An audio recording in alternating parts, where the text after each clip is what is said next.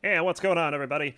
Filling in for Dr. Zing, this is Ronkley on the Self-Destruct Sequence podcast.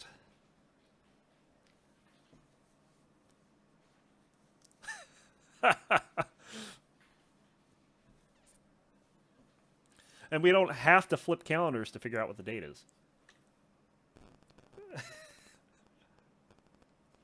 Well, that's... yeah.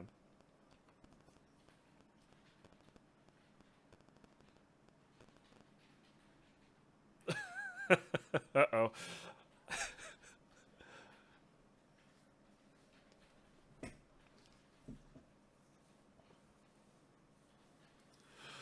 Well, anyway, I did want to open up the show by shouting out to those that have been writing in. We actually got a couple people writing in last week. We got email. We got an email from a gentleman that goes by Morphod. You might be familiar with this guy, uh, P Funk.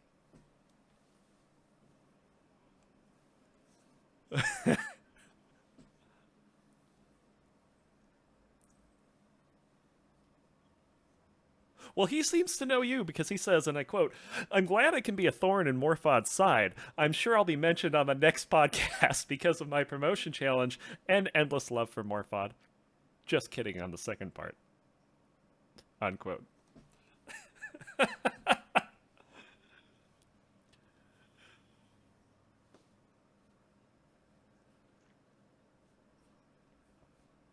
I would agree with that. Well, we got a shout out via Twitter from the Descent Rebirth account saying, "I just discovered your guys and was wondering if you also invite guests because I'd love to be on the Descent podcast once, and we'd love to have you. We just don't know who's running that account." I have no idea. I tried to find out last week. I couldn't figure it out. I have no idea. No, he's the XL guy. Different guy. I don't know if it's Zico. I don't know who. I don't know who could. But the answer is yes.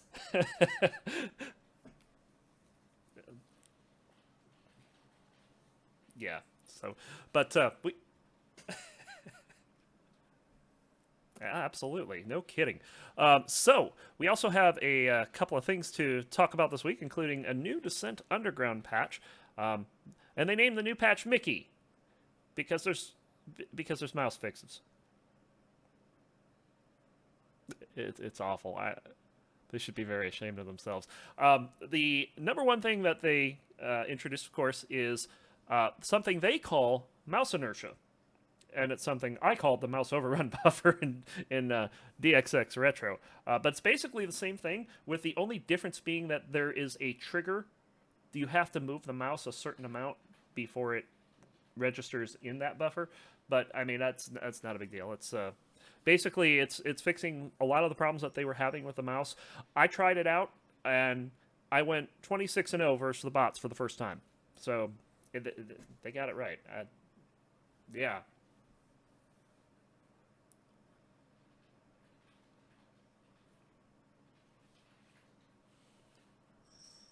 Hmm.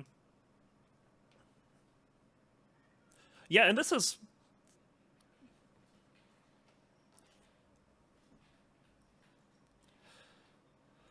it fixes issues with the mouse input not being smooth, and it's very similar. Now the only difference that they have, of course, is their sensitivity. For whatever reason, their sensitivity bar goes from 0 to 2. I have it at 0.08 to make it feel like it does in retro. That's 8. Yeah, and not H8. Just 8. 0.08. Yeah, 8 hundredths on that bar, and I mean, it performs really well. It's really good. Of course, I have a high DPI mouse. That may explain why it has to go that low. But my sensitivity in retro is not. I think it's a half right now. So, but I mean, they did a really good job with it. They also added a new bot in the versus bot modes. It's no longer the Panzer. It's something they call Incendious, which it kind of reminds me of the very first bot you see in the Descent 1 single player. That little orange guy, he goes shring and throws those little balls of energy at you. They're shaped similarly, but they're a lot meaner. And I even though I went 26-0, I got down under 10 shields multiple times in that run. They're pretty rough. Um, Definitely check those out. They have per match achievements on their career page now. I haven't checked that out yet, but I intend to today. I was hoping to set some time. Ego pages have been added to Descent Underground, yes. Here's a big one. The field of view is now adjustable. So what that means, basically what that means is if you feel sick when you're playing Descent Underground, you can change the field of view and potentially limit how bad you feel, or maybe get rid of it entirely. Because basically a field of view, I don't know what low or high means, but what it changes is how far you can see to the left or to the right on the screen at once. And some people, and this was the whole problem with Descent 1, Descent 2, any 6 degree of freedom shooter, if some people react very poorly when you turn the ship and the ship turns fast and you see all this action happening on your screen and you go, oh my god, my stomach, I'm gonna barf. Yeah, that's vertigo happening. And field of view can potentially limit those effects, which is really nice. So it's good that they're adding that. It's something that Descent never had. It's a brand new thing. I know that not as a slider, not as a slider at all. You could not adjust the field of view in any of the Descent games.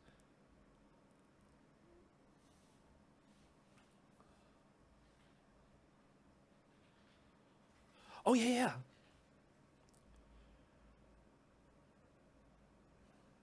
Junebug.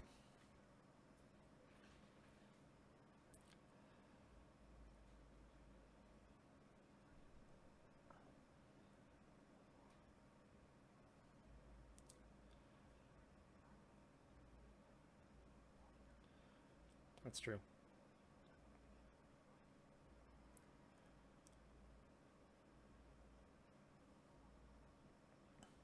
And then, of course, you got people with the tri-monitor setups that you can see way off to the left or to the right with those kind of setups. It's pretty interesting. But anyway, yeah, they added the field of view. The only other game that I can think of that added that was Retrovirus. I know Retrovirus had it, um, which was interesting. And now that Descent Underground has it, it should help out some people, I'm sure. Talk about the Vulcan cannon for a second. They found a bug where the Vulcan cannon was frame rate dependent in terms of firing. And I know, no, we've never had that problem in Descent. Actually, we've had that problem a lot in Descent. Homing missiles, Vulcan, it was one of the offenders. Get into Descent 2 and Descent 3, the Omega cannon, a high frame rate wrecks those. Even in Retro, it's not working. Uh oh.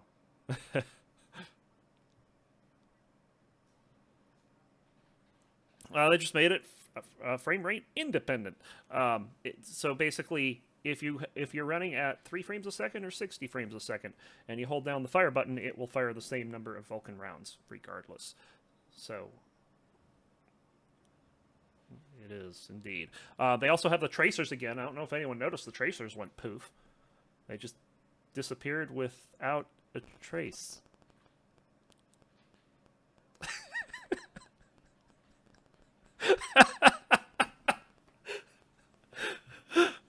Thank you. Thank you. Thank you. I'll be here all week. Don't forget to tip your waitress.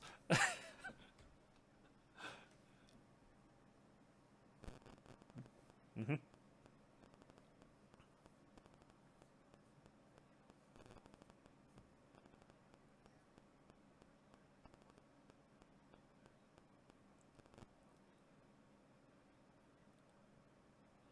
Absolutely.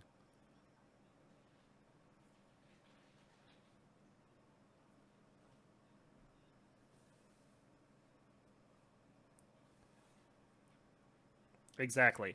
And something I want to add on top of this, I didn't list this in the show notes, but you brought this up as you were watching the Descent Underground video. Um, Some people have been noticing that the Vulcan rounds are really slow.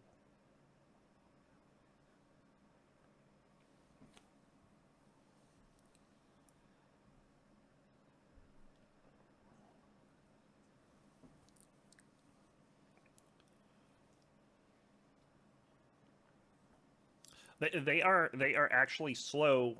I mean, you can use Valor as a testing point. Um, the Vulcan rounds do not hit the end anywhere near as fast as they do in Descent One. So, and it's something. Mhm. Yeah,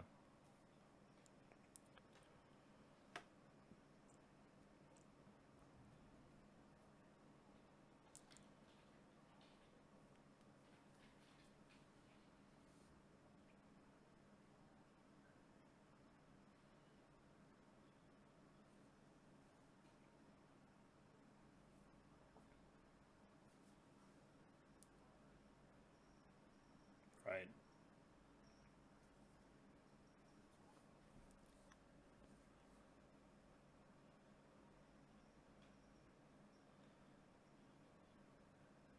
Indeed, and um, they are planning to address it. They said that they back when they sped up the lasers, they sped up the Vulcan as well, but not nearly as much. So they're thinking of maybe going back and trying it again. But I would really, um, I would really have the Descent Underground team take a look at how they are in Descent One, um, and compare. I mean, it is noticeably different. So uh, hopefully they can check that out, get that down. I mean, it's definitely not a game breaker, but in the larger levels, it makes using Vulcan very similar to using the energy weapons, which is not the point of the Vulcan at all. So yeah,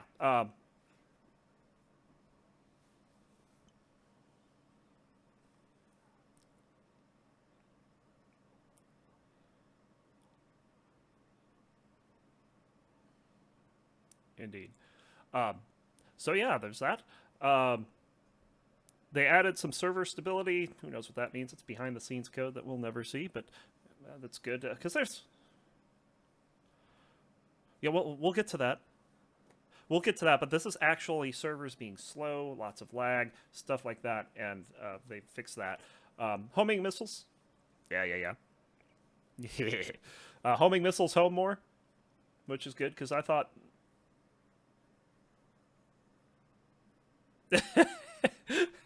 but yeah, I mean, I've noticed this too. That homing missiles do not seem to track anywhere near as well as they do in the other games. It's improving. It's looking closer to Descent 3 than it is Descent 1 right now, but we'll see how they change it.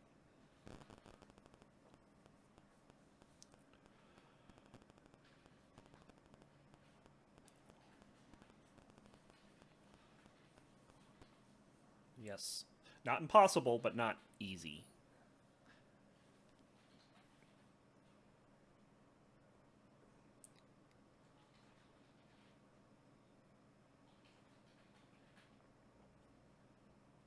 Yes, indeed.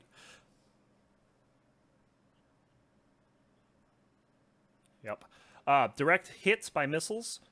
And I wanted to talk about this for a second. Direct hits by missiles no longer do damage to teammates, but splash damage still applies.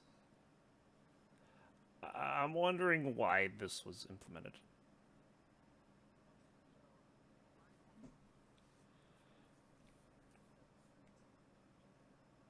Yes. Yes. Right? Now, to be fair, this is how friendly fire works in DXX Retro today, and possibly Rebirth as well. I'm not sure, but that's widely acknowledged to be a bug for friendly fire mode, um, or for friendly fire off. Descent 3, if you play, and in fact the default is friendly fire off, nothing hurts you except ship explosions, which is also a bug. Um, this is kind of like a halfway. Uh, I'm almost wondering if this is Wingman saying, "Oh, I shoot people too much. I shoot people too much. I need to find a way to make sure they don't die." I'm wondering if that's what this is.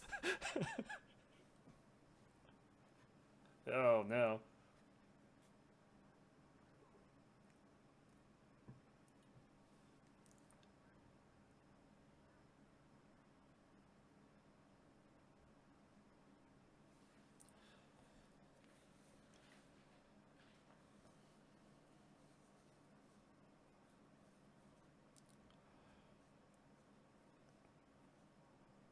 Yeah.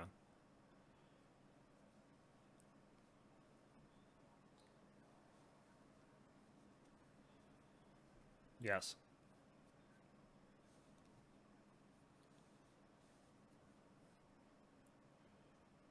Yeah. Yeah. I really think it needs to be full on or full off, and possibly configurable. I think that would be the best solution. Yeah, exactly. So this kind of half thing, I don't know.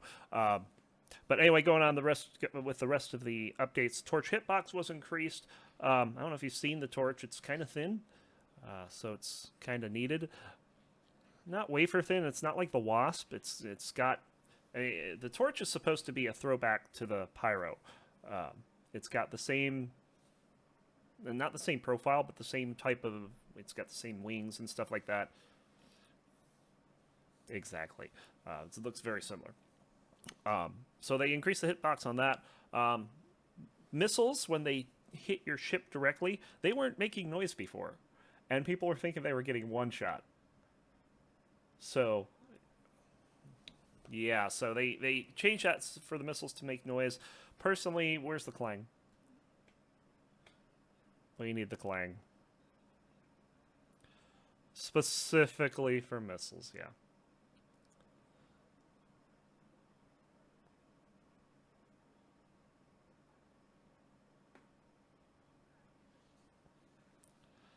Yep.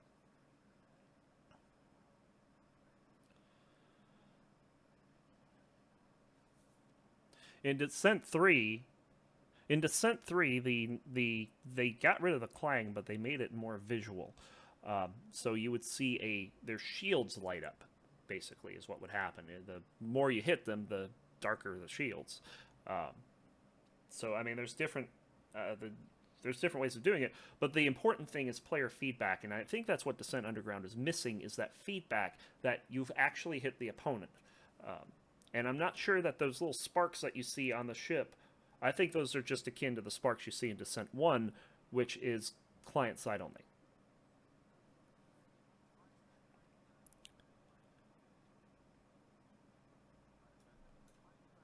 Visual. It was dependent exclusively on what it is that you as the player saw. You could see spark, spark, spark from here to eternity. It didn't mean nothing until you heard that beautiful, sweet clang. And Exactly. that clang was that audio clue was so important that they actually were able to catch people who were cheating at the game, 10 years ago. They were able to use that audio cue to determine whether or not the opponent had taken an excess amount of damage. That's how important that clang is to classic Descent players because that's how you were able to deal with the lag because you couldn't believe your eyes. You had to believe what you heard instead. Indeed. And then finally, the what you alluded to earlier, the matchmaking. They improved the matchmaking so that one person would try to join a game, they'd sit in the lobby. A second person would try to join a game, and instead of joining that person's lobby, they just join their own lobby. Before you know it, you've got like 5 or 6 people sitting in their own lobbies, not playing the game. And they fixed that so that will happen much less. Interesting thing is that the matchmaking has been modified to first balance unbalanced teams in team games, and then it'll look at games lobbies that need games and stuff like that. If I may draw on previous experience, Mm-hmm. the matter of balancing teams is can be a complicated affair depending on the type of server that you're running. I used to run a Team Fortress 2 server, and there's a built-in algorithm to balance the teams, but found that was it tended to be a bit inadequate. Folks would deliberately move to the spectator, which would be like a neutral zone, immune from team balancing. Uh, to avoid that effect because they knew that when it was going to come around. We actually had to implement third-party solutions Oh no. for team balancing that were based on how much contribution a player made to a particular team and would protect that player on that team depending on how well they were doing. Interesting. I don't know if that is something that might be, it's certainly a little too far along in development for that. Sorry. That sort of thinking is for a fully mature game mode type. But when the time comes, that might be something to consider into the native algorithm. Is that the top one, two, depending on how popular the game is, three players on a particular team would be protected from movement, whereas, for example, Team Fortress 2 algorithm would be based on the first person to die that was unbalanced, Hmm. regardless of how well they were doing. Interesting. So, yeah, hopefully they. I mean, obviously, this matchmaking is still very basic because the queues are all one queue right now. You might join a team game, you might join an anarchy game, you might join capture the core. You just don't know whenever you hit the button unless you're doing a private match. So that's something I'm sure they'll be addressing as time goes on. They've been talking about matchmaking via skill rating so that zero doesn't get paired up with someone who just bought the game yesterday. And that's it for the patch. Now they have already talked about some things that are going in the next patch. Of course, my least favorite weapon in the game, the laser grid. They're only changing it for team games, where if someone on your team drops a laser grid, it turns green, and if someone on your team flies through it, they don't take any damage, but it eliminates the laser grid. So they're focusing on the team aspect of it. I think this is going to turn into the proxy mine of Descent 3, where it's just going to get turned off. No one, I don't think anyone's going to take this seriously in a competitive 1v1, maybe even in team games. We'll see.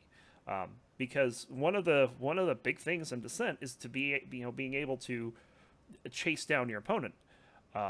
If you block them off, you're just basically resetting the fight, and resetting fights basically prolongs engagements and could therefore prolong matches and stuff like that. What promotes an increased, not necessarily increased competition, but increased enthusiasm for competition are um, things which speed up the game, not necessarily equalize it. We've seen that in the modern Descent, whereas before, matches were, a competent old style match for anybody who used to be on the old IDL for one-on-one, was about 30 to 40 minutes. Nowadays, those matches are going from 15 to 25 minutes. And it's not just because of improved computers, improved latency. It's because of the way the game is being played, with additional missiles, with tighter levels, with smaller spaces to maneuver. Now, when you consider that into Descent Underground is not by its very nature supposed to be a competitive game, but the idea is that this laser grid is supposed to provide a way for the game to get to the more rewarding points faster. When you look at the in that aspect, is is creating this bubble where this level is forbidden to go through for half the players, and the other half has to be tricked into going to it. Is that necessarily speeding up the game, or is the part of the level that it's cutting off going to create a faster game because of that? That's a Yeah, very good the question. matter is, it comes down to. I really think that the matter of where a laser grid is employed is heavily dependent on the level that it is going to be employed in. Yes. I mean, and I'm thinking, could you imagine like in Descent One, the way the game's played today, if a laser grid was implemented? It's like, if you see Jedi Luke around the corner, and he's firing everything he's got at you, are you going to engage him, try to dodge, or are you just going to drop a laser grid and run away? If I had the option, I would drop a laser grid and run away, but I've also successfully created a smaller level. Mm-hmm. The matter is that we all accept that Descent Underground is not Descent, in just sense that it's Descent 1 or Descent 2, or even Descent 3 for that matter. It does have to be able to stand on its own as its own game. The question is whether or not the laser grid enhances the gameplay or whether it slows it down. And And so as it far, stands, it sounds like it's slowing it down in a big way because if they're making exceptions for team play, who's most likely going to be playing team play, folks? I bet you out there you're going to treat this game as beautifully as you did Quake, which means that you're going to jump into an anarchy match, not a team play match. yeah. So I don't know. We'll see how it goes. Yeah, I I, think the laser grid is not balanced, but I also think that they're still tweaking it. They've talked about because they love the laser grid. They love the heck out of it. I And love the laser grid. I want to see it succeed, but I want to mhm, see it succeed in the right way. exactly. So anyway, that's the laser grid. They also are teasing the smart missile. They've put a textured and uh, Forgive me, 3D Father, model. for I have sinned. Yeah, and it looks pretty good. It's not like it's It does look really good. yeah, it's not like the fusion cannon. The fusion cannon looked like so bad. It was not We enough don't talk purple. about the fusion cannon. Well, hopefully they got the message, and we'll see some more purple on that. But the The smart missile smart, looks right. Yeah, it looks pretty good. and I would like to think that I'm divorced enough from Descent One, Descent Two, to appreciate non-descent examples. Hmm. Um, but I saw the really pointy versions of the smart missile. No, a lot of the designs I was really hesitant about until I saw the color scheme, and it just kind of popped out at me.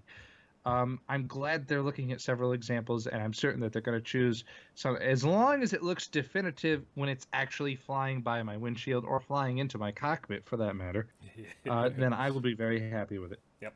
All right, and that's pretty much the Descent Underground update. I guess I gotta be playing this a little later today because I've neglected it, and now that I actually have a very good setup going, I'm probably gonna be in a little more. So one of the things I wanted to talk about this week, of course, one of the things that as a competitive player we often neglect is the music in the game, and Descent One and Descent Two especially, they both had some pretty iconic music going on, and one of the composers from Descent 2 is actually composing for Descent Underground as well. And his gentleman's name is Dan Wentz. And we're going to post a link to his SoundCloud profile on our show notes. Um, and I just want to go down what this guy's done for Descent. And he's done quite a bit.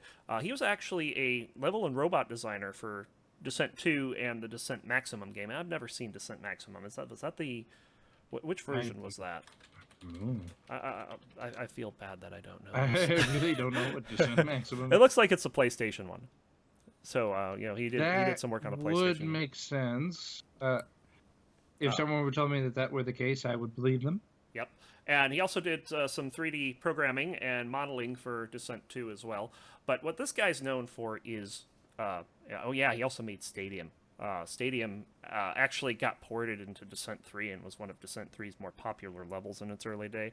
But it originated in Descent 2, and he was the author of that. Thanks to Scion for pointing that out in chat.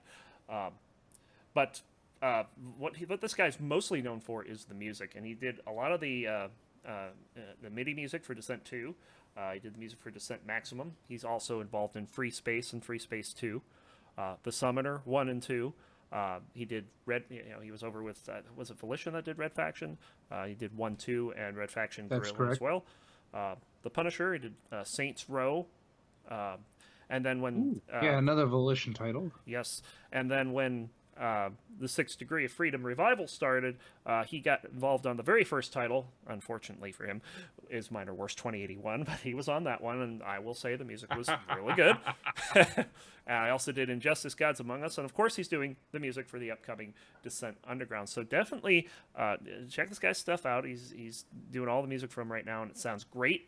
The only thing with Descent is that having music playing while you're actually in a game, um, a lot of the game is audio cues, and it's kind of sad that we're getting all this good music, but when we're playing this competitively, we're not gonna.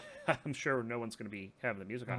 Now, I Now, absolutely understand though that when I wake up in the middle of the night dreaming Descent, I absolutely remember the music that I played during the single player campaigns and during the co-op campaigns. The music really sets the mood. it does. And it's not to discourage folks that we don't listen to that during a multiplayer match.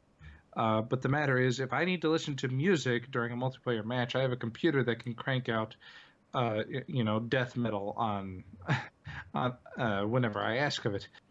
So Yeah. or for that matter, that shaving a great big pile of shaving cream. Be nice. Yeah, I can get all my folk music whenever I need it too. Well, Um, is this something don't that look at Jimmy Russell's listens to? no. That's definitely that's. That's the metal. Yeah. Okay. Sound. All right, and then the last thing I wanted to point out is that I was watching Twitter today for a little bit, and I noticed that there's this thing going on called the Fast Force uh, Marathon 4.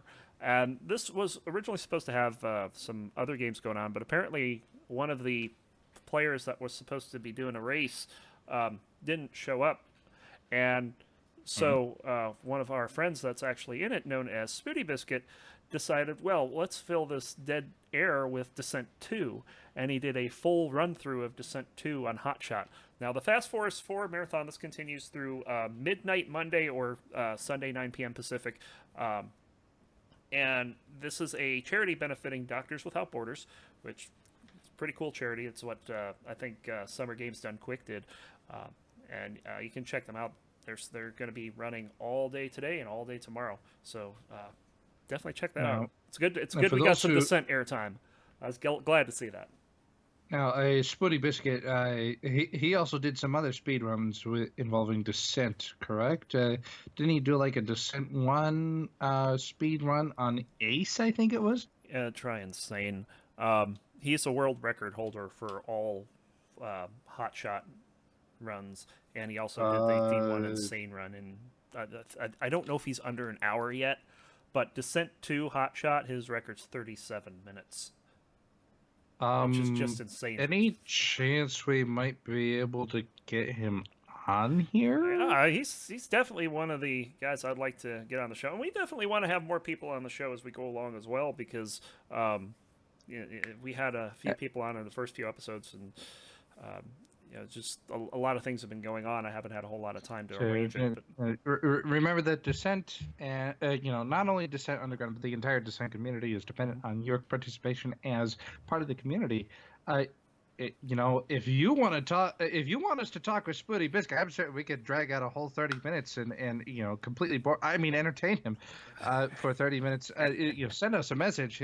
I want to talk to this guy because I can't beat the single player like that, even though I'm supposed to be a pretty decent pilot by myself. Exactly, and the funny thing about watching his Descent 2 run is there's a lot of RNG involved, including like when you get cloak drops or not. And if he ever gets into trouble, this guy knows exactly where all the hidden rooms with the shield caches are, so that he can get out of trouble as quickly as he got into it. It is a thing of beauty to watch this guy play. Keep in mind, there are 24 levels, and he's finishing this in 37 minutes. And I think he finished like level, I want to say it was either 17 or 21 or something like that, in like under 20 seconds. It's just insane how fast he finishes these levels. So to put that into perspective, for an emotional perspective, for our old listeners who may remember the game with a degree of fondness, your single player playing, this guy knows more about the single player campaign from studying it to be able to do a speed run than you have ever known from sitting back and just reminiscing about the good old days when we used to play Descent at 500 milliseconds. This is something to watch, people. If you could go, does he have like maybe we could toss a YouTube link or something, or a Twitch link? you can check him out on twitch.tv/SpootyBiscuit. It really is something amazing. Yeah. I saw his Descent 1 run, and it was profound. Descent 2 is even more insane. Descent 2, I would imagine so, because Descent 2 was artificially hard in certain circumstances, and if you found a way to beat that, then that definitely deserves recognition. And I want to go down a couple of the things that he, game mechanics that he abuses. One of the things that he abuses is the 255 object limit on level 12. Because the level is, it's 11 or 12, one of the lava levels. The level is so big, it has so many things in it, and then the first thing he does is he goes to a corner and blows up, leaving all those objects out, so that when he's going through and finding the keys, all these swarms of enemies can't fire anything at him. Another thing that he noticed. That's how much more he knows Yeah. the game than you. That's another thing that he found out is that quad lasers, um, when you try to put quad lasers through a secret door, you can actually open it from the other side because of where the quad lasers spawn. I mean, it's just stuff like that is I couldn't tell you. It's just you have to watch it. So definitely check it out. Twitch.tv/SpoodyGibiscuit, and that's the Fast Force 4, and they're doing a marathon up through tomorrow. So check those out. All right, so we're going to move on to our community segment. Of course, we have the Descent Rangers right now as we speak. Sirius is hosting a co-op event. So yeah, definitely check that out. He does this I think like every month or something. Well, the Rangers do. They're doing one right now. It's called Nefarious Assault, is what they're doing today, and there's seven people doing this, which is pretty cool. Those poor guys died 24 times. I'm glad somebody's keeping track. Well, the tracker is keeping track. So yeah, definitely check that out. DescentRangers.com. Of course, the Also, turkey shoot coming up in 2 shout weeks. out to the maintainer of the tracker. Yes, indeed. What's his name? Adam? I don't know what his handle is, but I know I've done a pull request on the on the code for it too. So that's something I want to do at some point. Is I want to try to make that a little more Ajaxian responsive. Which I think that'd be really neat to have like a modern tracker, so that it's kind of hard to see what's going on because right now there's 4 games on the tracker. And if I open it up at full screen, 1920 by 1080, I can only see 2.5 of those games. I'd like to be able to see them all. So that's something I want to do is go in and help them out, maybe do a little help with the HTML. So definitely check that out. That's the retro tracker, of course. And then aside from that, of course, lots of action on the DCL, and I think we're seeing the start of the Streak 2. Mr. Jedi Luke. The Streak 2. Yes. What is the Streak 2? Well, of course, we had the Streak in last season, where Jedi Luke rattled off, I don't know, what was it? It was like 100 and... I'm looking this up. It was 112 gold wins. And that How many of those were against Dracona? A lot, to be fair. But I wanted to point out that he has now amassed the number 2 longest gold streak ever. This season, it's standing at 47. He did have a little trouble earlier in the season against Dracona and Rethink, but since then he has gone on a tear and has pulled out 47 wins. And now this, and I actually went back through his history to see, this is not against just Dracona. This is against Dracona. This is against Rethink. Yeah, he had some games against Rethink. He's got a ton against Behemoth. He's got some against Sirius. This is not a Dracona streak. This is a gold streak. I'm not saying that his 112 streak was illegitimate Do at I all. have to be nice to Jedi Luke this time? You may. But I think we may be seeing another lengthy streak in the works. Well, to be very fair, Uh-huh. Mr. Soldier was number 1, but he had to drop. But he dropped due to inactivity. Correct. Which was the right thing to do. But all the same, I would be most entertained if Soldier, for the old schoolers, the old Bubble, the brother of Daz, were to perhaps play Jedi Luke in a game or 2. That would make me most enthused. Indeed. Nonetheless, I do not wish to take away anything from the top player of the DCL right now and of all of the Classic Descent right now. Yeah.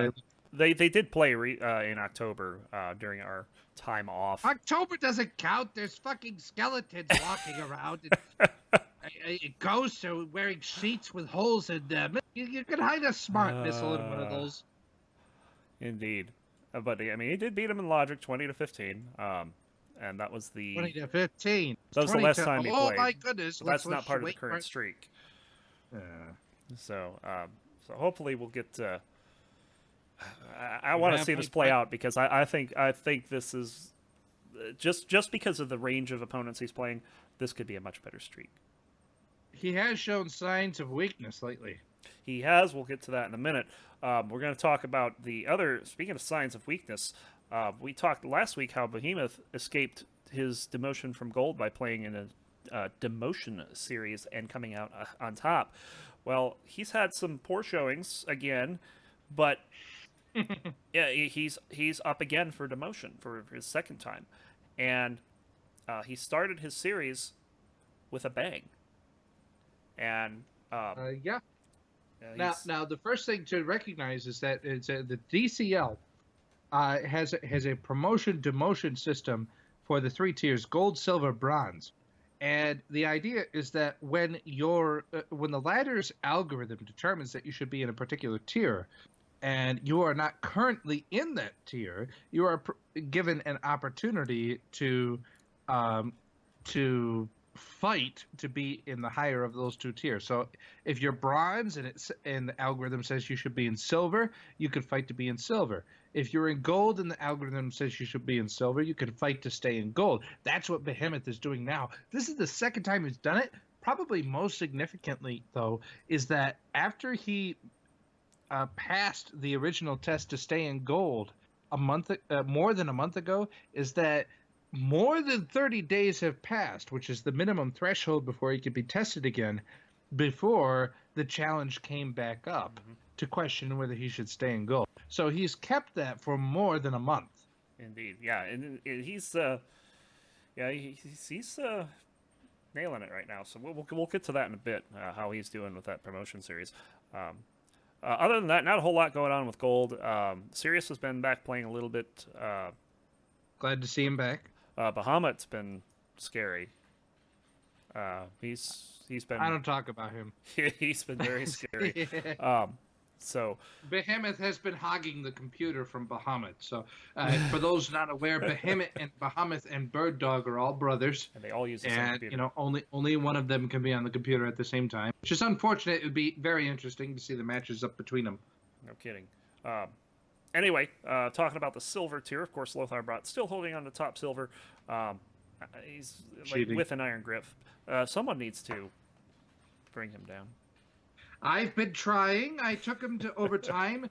It was a very interesting match. It was like 27-25. Woo. But the matter is, Lothar had actually gotten into a motor vehicle accident and was riding the adrenaline. He was playing aggressive beyond his character. Ooh, that's not even good. in the middle of the match. Even in the middle of the match, I asked, "Dude, are you okay?" He's like, "Dude, I was in a car accident." And just by sheer grit, not by the way that Lothar wins, but by sheer grit, which disappoints me greatly because I am Morphod, the king of hate. He still managed to eke out a win and still deserves the top silver spot. But golly, that 28 win against Soldier looks suspicious. Maybe he ought to play more gold players. Maybe he's not interested, but maybe I shouldn't be measuring my silver experience against somebody who's that good. I don't know.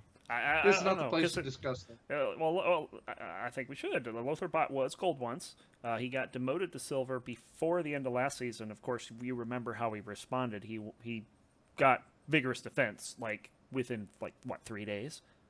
Well, which is a 2-week period. A low tier gold player being demoted to silver is likely going to be at the top of silver, is they not? Yeah, but the fact that he played 10 games as fast as he did, and to knock those games out, he absolutely embraced it. He and not only that, he has been. And that's the thing. It's like people think oh, well, you're just preying on new blood. No, Lothar is legitimately enthusiastic to see new players on the ladder. Absolutely. Okay, Lothar was the only person who outdid me for number of players played against in the last season.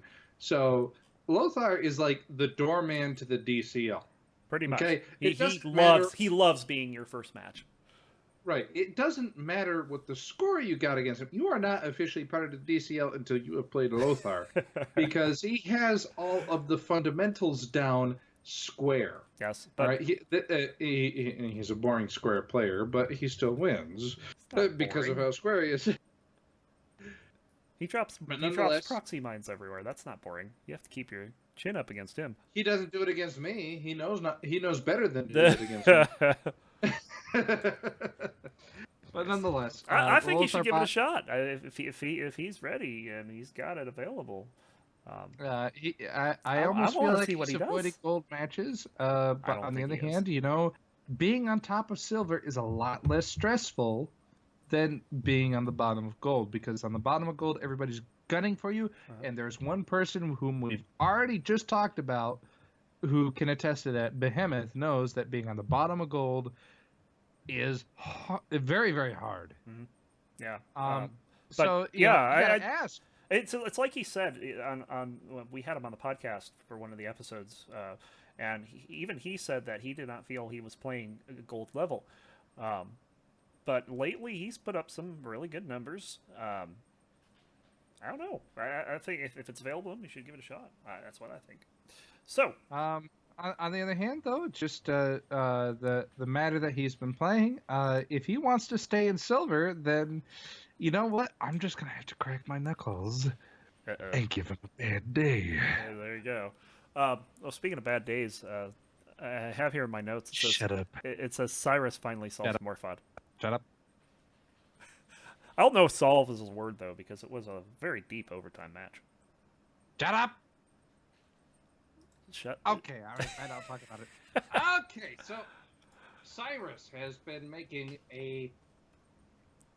I'm not even going to censor myself, a fuck of a noise since he has appeared on the scene. He's been playing from 1994 to 1998, and so as a result, a number of the old school players that still play at the DCL do not recognize this player's name.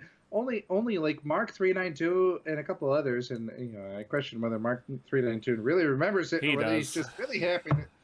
But either way, he has been very aggressive about not only playing as many people as possible, but about falling under the tutelage of none other than Jedi Luke. Yes, which is scary.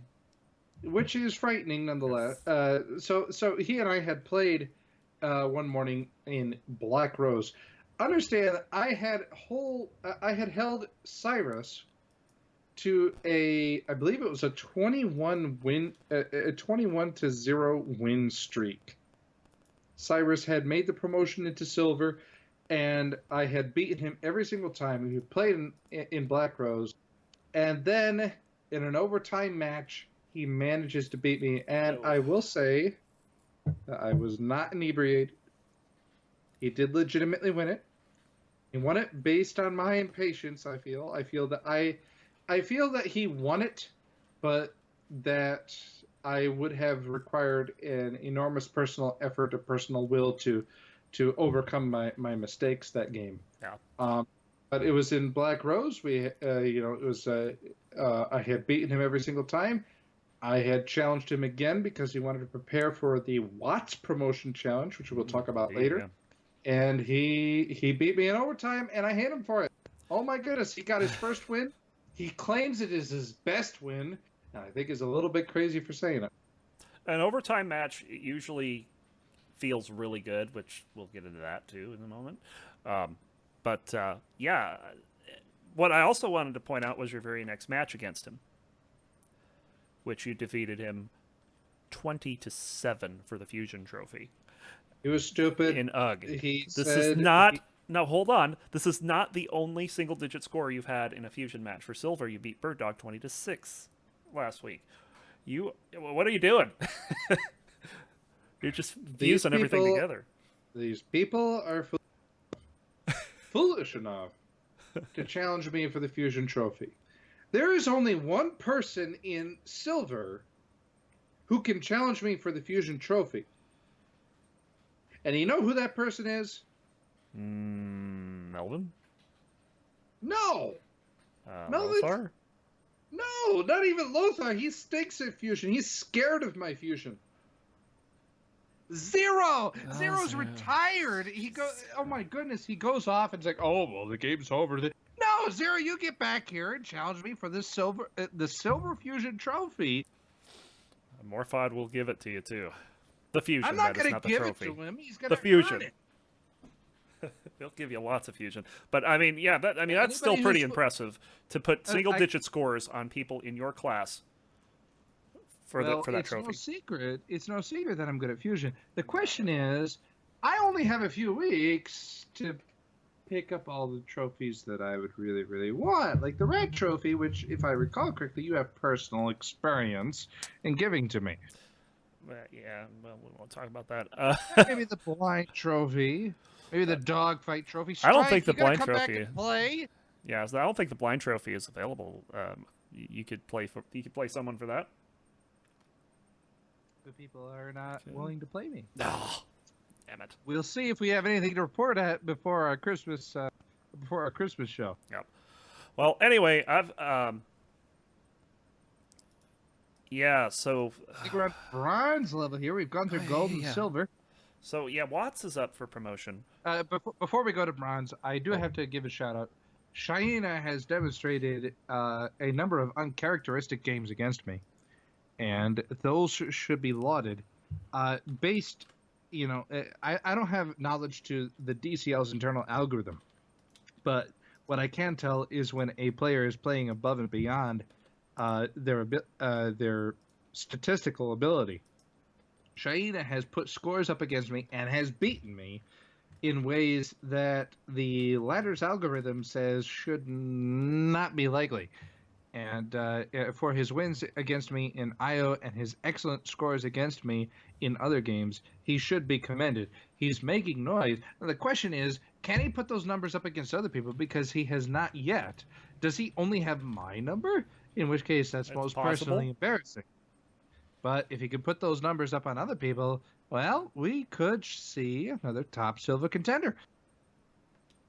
Very That's all I indeed, have to say. That's very true. If he keeps it up, for sure. But yeah, going with bronze, of course. Like we said, Watts is up for promotion. He's started his match against his promotion series. He's got his game against Entropy down. He's +4 so far. He got 18 on Entropy, which is fairly good considering how Entropy's been playing. But I also think Watts has been playing out of his mind lately, with one minor blemish, which we'll get to. But I think these scores, these target scores that he has, are pretty reasonable. Although Even against me? definitely against you. Definitely. Didn't he beat you not too long ago? Shut up. But- I don't think he beat me. I think the last time that we played actually was the 22-8 drubbing and lurk, which was a random roll. But Yeah, it's that my was job good for him. to hold him to a score of 12 or less. And given that he's already earned pluses, Mhm. I need to have a sellout performance in order to keep Watts out of silver. Yeah, and don't play Ecstasy. That's where he beat you, 22-20. Shut up. Shut up. Shut up. I think he might have trouble getting 16 on Cyrus personally, but we'll see. Cheyenne has also gotten in there. Good luck to Watts. He's already got a good start, so +4 is definitely very good. Much better than his last start. So hopefully he can get through that. Of course, we have P-Funk. He's currently the top bronze. He was just number 9. Shut up. Why is he number 5? Shut up. More FOD? Shut up. More FOD? Shut up. He's bronze.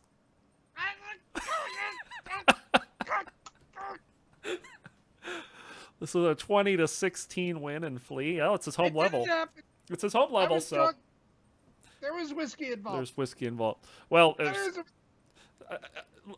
to be fair, the homing missiles curved farther than they should. oh boy. To be fair, P-Funk has been playing really well. He is well ahead in the series. Tricord. He doesn't try. He actually mentioned something about that in his email. About why he doesn't tricord. Let's see if I can't find it real quick. He Is said his fingers too fat? no. No. It says his reason why his tricording sucks is due to nerve damage caused by frostbite. That's why he doesn't tricord. I got beat by a cripple. Oh man, more fun. That's gotta feel great. P-Funk is +6 on a series with 1 game left, which means that Melvin's got to do 20-7 or better. Melvin's the last game that he's got to play against. And I just can't see Melvin holding him to 7. Melvin's a good pilot. P-Funk's I think he's gonna take it. P-Funk is begrudgingly a very smart pilot. Mhm. He knows his limitations, and as a result has adapted to them, Mhm. which is frightening, and also demonstrated as very capable. Indeed. So I it's surprising to see him as far up as 5, but that's definitely well deserved. And we'll see how his last match goes against I Melvin. have about 3 ounces here of 2 ounces. tur- no, just bourbon. Yay, bourbon. Yes. All right. So moving on. Of course, did you know the Bronze Fusion Trophy changed hands? Yeah. The Bronze Fusion Trophy. Yeah. I The caught. Bron- Yes. I caught Watts off guard. Apparently. Was I watching? Yeah, you were. You and Cyrus were in there. Oh, that's right. Yeah, you're Yes. right. Yeah. Yeah. That was a really fun match. And we've played 3 fusion matches this season. The first one was 20-18 in purple, which it was one of those where I got off to a decent start, and then just kind of went down, and eventually he came back and won. Then we played in Ono, and I don't believe what happened. In I Ono. like Ono. Ono's really good. I like Ono. But he destroyed me in there. It was like 20-10. That sounds familiar. And it's kind of funny because it was 19-9. And I wasn't even Because thinking you lost in there. Yeah, shut up. Shut up. I'm sounding like more fun. But it was 19-9, and we were fighting, and I was charging my fusion, and I couldn't quite figure out the angle I wanted to shoot at. While this is happening, he hits me with fusion, gets me down to 2 shields, and then I overcharge and suicide 19-8. I ended up getting 2 more points out of it. So I was like, yeah. You know, I bet against you. You did bet against me. And this last match started out pretty poorly too. I was down 8-4. I was down 13-9. But then he was down 19-15. The last time I had someone down in a fusion match 19-15. More fun. That match went to overtime and I lost. This time I had him down 19-15, and that match went to overtime, but I when it hit 19-19, I was like, okay, enough. I know what works against Watts. I kind of got an idea for his patterns. He liked to play in the tunnels a lot more than I did, and he always wanted to come out on the spawn side. That's what I noticed. Occasionally he'd come out on the other side, but he'd come out on the spawn side, and I tried to abuse that. And I kept control of overtime and won at 22-20, got the Fusion Trophy. Woohoo! Happy about that. I also got a very long overtime game earlier in the week as well against Spud. And I actually journaled that because not only is it tied for the longest bronze overtime match ever, 28-26, which, by the way, was only set like 2 weeks prior. Are you silver yet? What? Are you silver yet? No, I'm not silver yet, no. But, yeah, it was 28-26 against Spud in Mind Tricks. And it's the first time I've beaten someone on mouse that I could not beat on keyboard. So That's a significant milestone. yeah, so hopefully things are coming back. Of course, I played Bahamut in UG immediately after you left after this. Immediately after the Watts game, and he washed me 20-5. It was great. It's still so funny watching him and Behemoth both when I play them. Watching their fusion against me is almost like watching art. It's beautiful. They're really good. What's it playing against me? It's I don't know. I never see you. You're behind me. But yeah, you even got behind me when we were practicing in UG earlier that night. But yeah, so I can't help it if you keep your. hey, also I have a note here about War Master. I don't know. It's kind of. I think there's a note before that. Oh wait, who put this here? I don't know who put that there. Whoever could have that there. Why don't you ask him? We here on the Self-Destruct Sequence podcast would like to take a moment to recognize P-Funk's victory over Morphod. That was not in overtime. That was not by 2 points. It was not by 3 points. It was by 4 goddamn points! And flee! In Flea, yes. Okay, so the story goes that P-Funk was playing Syrian earlier today. Today being Sirius, Saturday. not Syrian. Oh, don't. Syrian's dead and retired, and it means nothing to us anymore. Sirius, excuse me, have a few more whiskeys, Mr. Morphod. Yes. Okay, so it's the 12th. Shut up. The 12th of December. 96 minutes into this nonsense. It's 12th of December, and I wander into the aftermath of a P-Funk versus Sirius match in Flea. And somewhere around there, somebody made the remark that P-Funk had chosen the level Flea because I hated it. You hate Flea? I hate Flea. Flea is screwy. Flea, bad things happen to Flea, to newborns, okay? Flea is a dangerous place for anybody who has morality. So, it's like, why does every game, even if I'm not in it, have to be about me? Like, I don't make that effort, but other people seem eager to mention my name. So I'm like, okay, fine, let's go play and Flea, and why don't you remind me how much I hate Flea? He reminded me how much I hate Flea. He did. He did. Now understand, P-Funk is up for promotion to Silver. Mm-hmm. As such, to demonstrate that he is capable of playing in Silver, he is supposed to get 20. He's supposed to get 12 against me, not 20. 12. But whatever the case is, he's supposed to get 12 against me, but he got 20. Mm. And nonetheless, the final score was 2016. Me losing to him. That was with suicides. Oof. That was with aggressive missile hoarding tactics. That was with aggressive weapon spawning tactics. But the matter is, the level sucks moist goat's ass. Hey. And there is nothing I can do about that. Right. All right. That is all I have to say about P-Funk over me. Shut up. So we're going to talk about War Master real quick. So War Master, he came back for a little bit, played some matches out of land, and then started a promotion series for Silver. He got 4 games through it, but only played 2 pilots. And it appears the challenge is timed out. It hasn't gone. I mean, the challenge is completely gone. It's not even on his record or anything. You know what? I think I have somebody who has some comments about this. Okay. There's somebody say, hey, excuse me, get him over here. Hey, sure, I can have a few comments about this. This is very important to me. Okay, you know what really charges my fusion? By the way, people, this is Russell's with Jimmy's. You know what really charges my fusion? Is when a pilot does well, and he beats Silver and does well against gold pilots. But there's just one little thing that screws with me. It's when his name, the color of his name is maroon because he's unranked. Why on earth is somebody who can take Soldier to 20-16 when he was number 1 on the ladder on land with 2 other people who are ladder admins or close to ladder admins are witness to this miraculous occasion?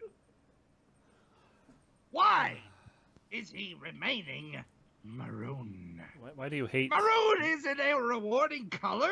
It's the color of your own blood when you're bleeding and dying because you can't get ranked. Bronze is a respectable color because you said that, okay, I can take it. I can die with valor. But bronze, we can respect. Maroon, we can't. Why does the ladder insist that this excellent player remain this disrespectful color? And that's what really charges my fusion. Thank you, Jimmy. Thank you so much. Yes. Oh, by the way, I was drinking a little bit of bourbon today. Just and a little. It's a low to behold. Morphod was too. No, that was somebody else. It turns out that the master distiller at the what was it, Turkey Hill? Regardless, this Turkey Hill, his name is Jimmy Russell's. I kid you not. Nice. It is a bourbon made for me, and that's all I have to say. That's what charges my fusion. Thank you. Yes. So yeah, War Master. He's sitting at number 10 because he got a good win, but he's currently unranked. He beat me. Huh? He beat me. He beat you. Yeah, he beat you. And 25th. the thing is, of course, he's played what 6, 12, 14 matches now, and is sitting at unranked. I think this kind of like exposes what could be a minor flaw in the system. With the promotion demotion things, because in my opinion, he's silver. He's solidly silver. But for whatever reason, I don't know if this was just a coding oversight, or if there was a issue. Maybe because he only played 2 pilots, it didn't go through. But obviously, what he beat you in EO. It is EO, you know. I don't care what the hell the Greeks said, the Romans, but it was my home level. Yes. But anyway, yeah. I mean, it's the promotion series. I can't say enough good things about it. It's been really great for activity, excitement for other pilots watching. Obviously, with these, we got 3 series going on simultaneously right now. It's been very cool, Yep. very fun to watch. But I think this just shows we do need to maybe look at tweaking it a little bit.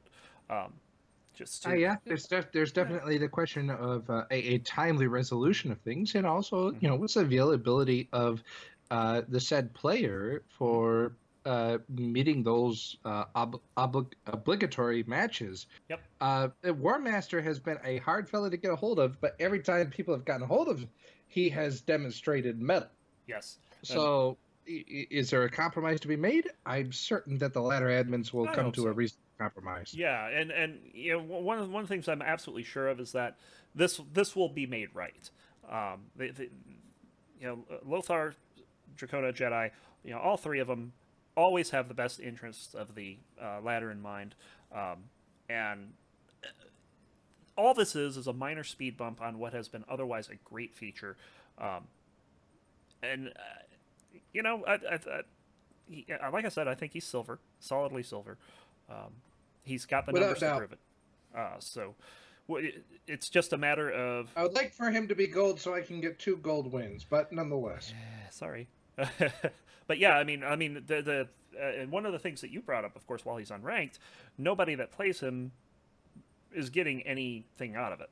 It's just the because he is unranked, there is no rank specific reward or punishment for winning or losing against War Master. Yeah, it's just other than people looking at you and pointing with taunting fingers. You should have won. You should have lost, Morfad. Yeah. So, yeah, it's just something that needs to be fixed. It's not a big deal, but it's definitely. I mean, War Master's an old player.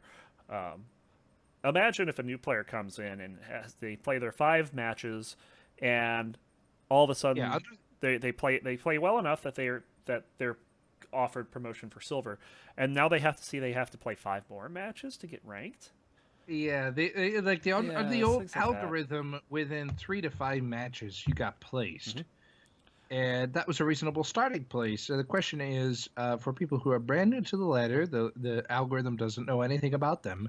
After 5 matches, should they be placed naturally in that tier, or should they have to compete for it? Yeah. Who knows? I'm certain the ladder admins will come to the right conclusion. Absolutely. Perhaps there could be maybe like a placement promotion rather than a full promotion. Like if you are solidly within bronze moving to silver, that's one thing for the promotion challenge. But if you are brand new being placed on, like let's say that MD 1224 comes back after a long time and he's unranked, is he going to be given a promotion challenge to gold? No, I think he's gonna be gold outright. in which case I think that should be handled a little differently. I don't know the solution, but it's definitely curious to see what happens when the ladder breaks, because that's when we grow as a community. Absolutely. Yeah, that's the big thing about this is that fixing this is just going to make the ladder better. That's pretty much what it comes down to. And that's why I wanted to point it out, is because we're seeing this in action. We're seeing something outside of the boundary of what we expected to have happen for this series, and now we have to figure out how to properly fix it. And like I said, And I've got no concerns that this isn't going to be handled how many properly. communities do you know where the people who are running the place are active participants in the competitive structure? Yeah.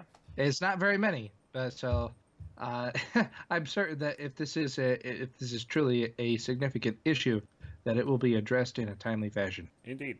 Also, want to give a shout out to some of the new players on the ladder. We have new players. We have People new play a players. new game that's 20 years old. I know exactly. We've seen Maestro Apothecarian. Been playing some games. They're pretty. Maestro's got some. What the hell? One moment. Technical difficulties, ladies and gentlemen. Skype just crashed. Because that never happens, right?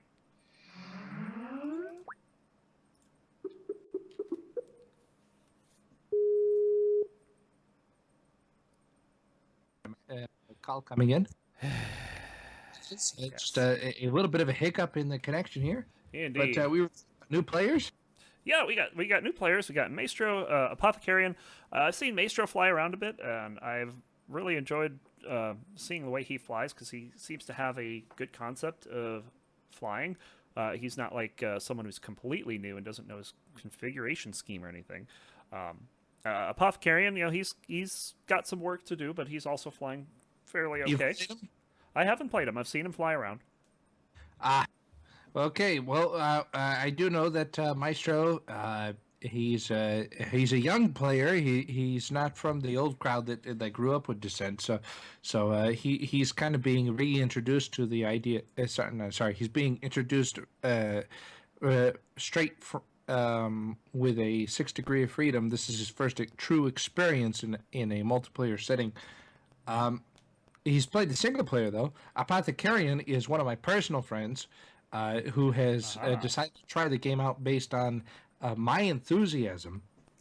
And I do know that the two of them have played against each other a 20-12 game, which, if I recall correctly, a 20-13 game is regarded as competitive in the DCL. Indeed. That's the definition of a tier, actually. And I'm hoping, and this is a little shout out to you jerks over in the Critical Failure gaming community there, that we could get about 1, 2, 3 more people over here. I'd call you out by name, but I don't remember your names. Link, Grortug, and Zephyr. If you could come over here and play a little bit of Descent with Apothecarian, because you all know that you're better than him, then maybe we can have a little activity on the bottom end of the DCL. Absolutely. You guys know what kind of fun I have. I'd be very eager to teach you guys what I know. But it's all up to you. And from someone who's had to fight from the bottom end of that ladder twice now, I can concur that it is a pretty neat experience. Definitely come check it out. We also have Avatar coming back too, right? Yes. I tossed Avatar a message on Facebook. I'm so glad that he responded. Avatar has the potential to be a very exciting player. Yeah, this is one of the few people who can get around me. Yeah, he's pretty sneaky against me too. I played him once. He beat me 2016. I'm not talking sneaky. I'm talking about in plain sight. He's just he just had dogfighting moves that are. I'm pretty certain that Lady Silver would be stood on her head. Mm-hmm. Yeah, fighting Tar in a dogfight. Absolutely. But I'm very happy to have him back. I hope he learns more to his game than just dogfighting, because his dogfighting is so strong. Indeed. But having Avatar back in the game, shoutouts also to Arcona, and White Shark has also made a recent appearance. Oh yeah, White Shark, big D3 pilot. I'm very, very happy to have folks back in the action. I was very concerned about 3 months ago that our DCL action was falling off, but everybody has proved me wrong. So if we can get new pilots in, get some old pilots back in, and back up on the saddle. We've got a really healthy mid tier on the ladder, and also a very welcome space for new players to come in, where they can actually lift a weight that is reasonable, rather than just getting stomped, like 20-4, 22. That's not fun. Yeah. But having competitive games 2012, 2013, 2014, that's useful. That's healthy for the ladder to grow. Absolutely. And I also want to talk about, we mentioned D3 for a moment. We also have D3 matches being played every Friday night. Lady Silver's organizing these Descent 3 matches. I believe she posts on the DVB as well as the DCL. DBB is still around? DVB has been around forever. It's as long as I can remember, but she I posts think they there. rejected me for being a noisy, prepubescent jerk. You know what? They're not wrong. No, not at all. So, But yeah, no, it's I guess if Descent 3 is still being played, that's Descent in some way, shape, or form. yeah, absolutely. And yeah, D3's got some really fun modes, and that's what they're trying to play. They play Capture a Flag, Entropy, Monster Ball, even some Team Anarchy was happening this past week. So definitely check those games out if you have an inkling to play D3 at all. And then, of course, this leads us to the highlight of the week, and we've already talked about this match. It's the NISA Observatory match between Jedi Luke and Behemoth that went 20-15. The reason why this is such a significant game is because Jedi Luke is infamous for holding gold pilots to really low scores. On top of that, NISA is pretty much his home level. Yeah, it's pretty much his home level. And Behemoth, fighting for his life to stay in gold, not only gets the score he is targeted for, but beats it by 5 against Jedi Luke in his home level. That takes a lot of balls. I gotta take some edge off of this. Is Jedi Luke's home level, if I recall correctly, is Logic X4 or X2? Oh, that's right. It used to be Mega Nisa was his home level, but this right. is one of Mega his Nisa stronger was his until right. Merle went in there and beat him up a couple times, but we don't talk about that. Merle, yes. Merle doesn't listen to the rules. Merle, would you mind getting done with your tennis lessons and coming back to play? That would be appreciated. But nonetheless, Jedi Luke, let's face the reality. Okay, the DCL has handed out awards, like end of season accolades, Right. based on players actually getting a win against Jedi Luke in NISA. Okay, Jedi Luke in NISA is a completely different animal. And on top of that, Behemoth explicitly requested NISA to be the level of matchup. Yes. That's how significant this match is. And then one other thing I wanted to add as well is that the demo that we have for this isn't from either of the pilots' perspective. It's from one of the observers. P-Funk posted a demo of the observatory view of it, which definitely gives a unique perspective on. You can see both of the pilots at the same time, figuring out what the other's doing. It's almost like being able to get inside their heads and seeing what they're thinking. It's really cool. So definitely check that out. And we'll provide a link to that outside of the show. Also, if you wish to check out other demos from competitive matches or from observatory competitive matches when you can see them, they are available on descentchampions.org website under the recent matches page and other historical matches for each individual page.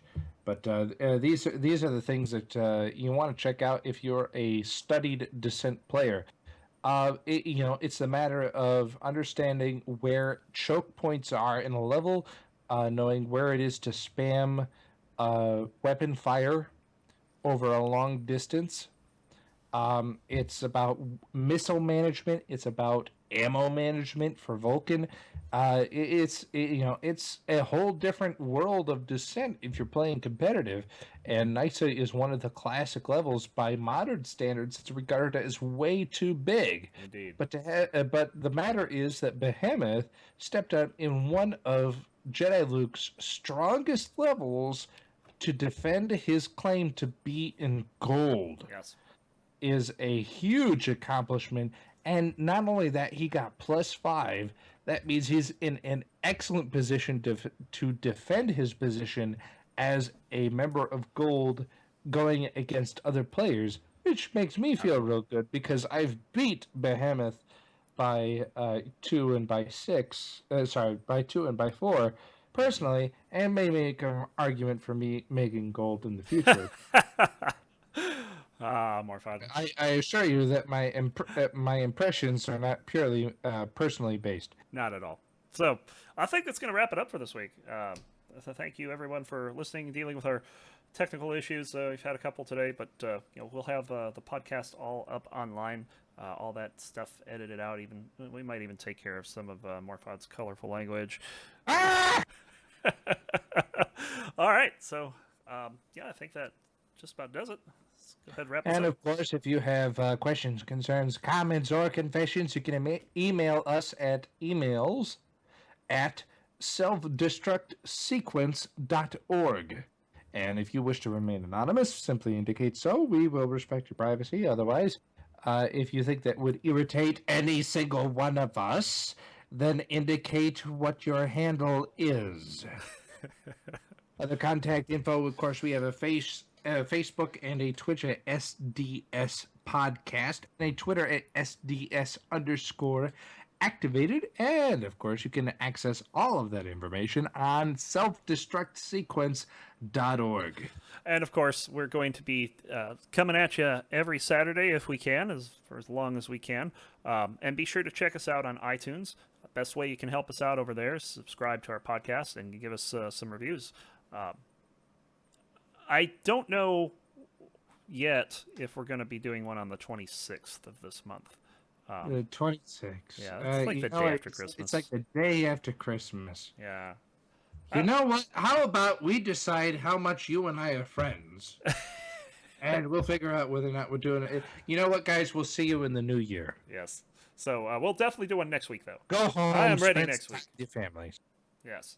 So there's that. And of course, like we say every week, we've got new people coming back in the game all the time. There's no reason that you can't, too, if you've been sitting on the sidelines for a while.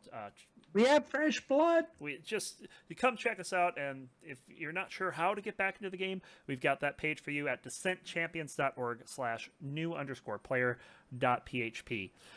Watch out on Facebook and Twitter. We're going to be coming at you next week. Hopefully we'll give a little more warning next week because we kind of just threw this up this week. And Once a week.